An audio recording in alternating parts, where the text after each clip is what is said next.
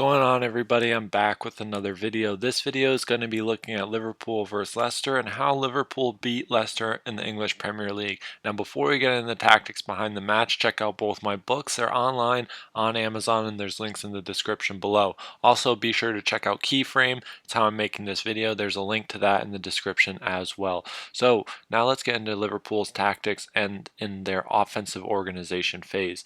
Liverpool built with a four-man build-up that often used Trent Alexander-Arnold and Thiago in deep-lying playmaker roles, with these roles being very fluid in who occupies these positions. Now, Fabinho was the one player and is usually the one player as a single pivot whose role is pretty much cemented into that space just behind the first line of pressure for Leicester, who are using a 4-4-2 defensively. Now, going forward, Diaz often inverted off the left wing, allowing Andy Robertson to occupy full width and go higher up the field because of the rotation started by Thiago, dropping deeper in the half space, allowing him to become a deep-lying playmaker. So Diaz joined Firmino and Jota as the two players between the lines, and Firmino playing as a false nine and Jota playing as an inverted winger, with Curtis Jones now fanning out and occupying full width. So these rotations gave Leicester a lot of trouble, especially in the second half, and it wasn't so much the offensive movements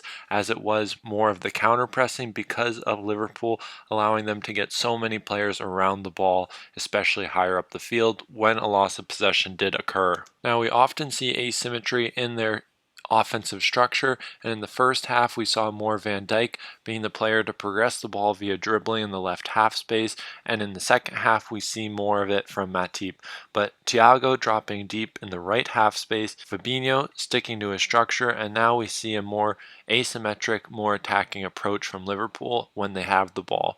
So we have Diaz inverting, Andy Robertson and Curtis Jones creating the wide structure on the weak side, and having so many players to the weak side, it overstretches the Leicester City 4-4-2, and because of the deep line playmaker of Thiago, the wide midfielder comes a greater distance to press and try and cut out the wide area that creates potential for the players between the lines to progress the attack via Firmino and Jota, and we still have Trent Alexander-Arnold pinning a fullback if he were to go wider and higher, or we can then use a third man concept to access the fullback for Liverpool and progress against this Leicester City defense. Now, in possession, after Harvey Elliott came onto the field, we see a 4-3-3 being used, with Firmino then pinning the back line and the wide winger for Liverpool on this right hand side, often pinning defenders of Leicester, allowing for Harvey Elliott to occupy these spaces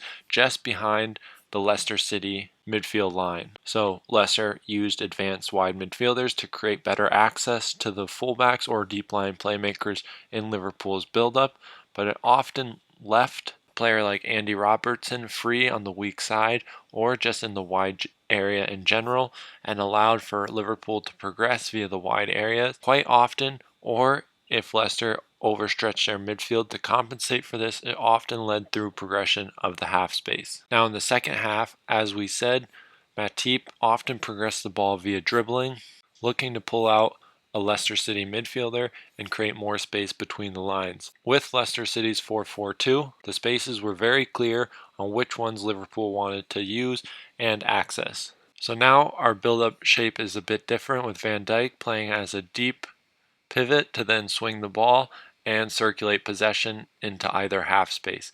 But higher up the field, we still have a three-man advanced attacking midfield structure, with now Trent Alexander-Arnold using his qualities to get on the ball between the lines. And now at this point in the game, Salah would have subbed on, and he'd be inverting, pinning back and pinning defenders of Leicester City, holding them to their position, allowing to create space for Trent Alexander-Arnold, and forcing the midfielders to make a decision whether they're going to create space for Alexander-Arnold or Harvey Elliott in the wide area. Now, Leicester City in possession went with a back four, and their fullbacks did play a bit more narrow than they usually do.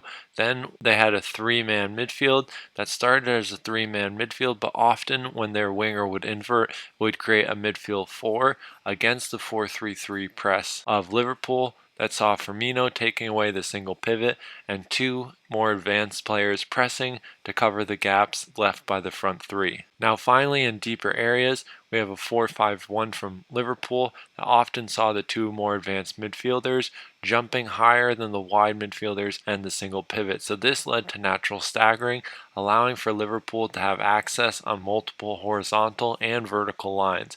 So as we see here, Fabinho is able to shift across and cover the blind spots of the Liverpool players where their cover shadows cannot reach.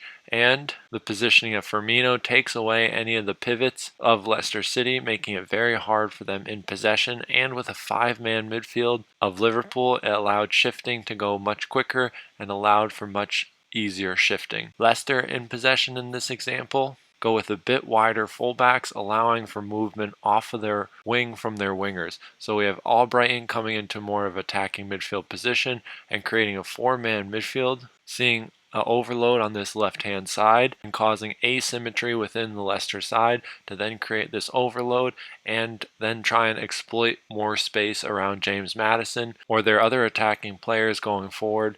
But Leicester City, especially as the game progressed, got hit by more and more pressure of Liverpool and struggled throughout the match. And that's where we're going to wrap up the analysis. I hope you guys enjoyed it, and I'll see you in the next one.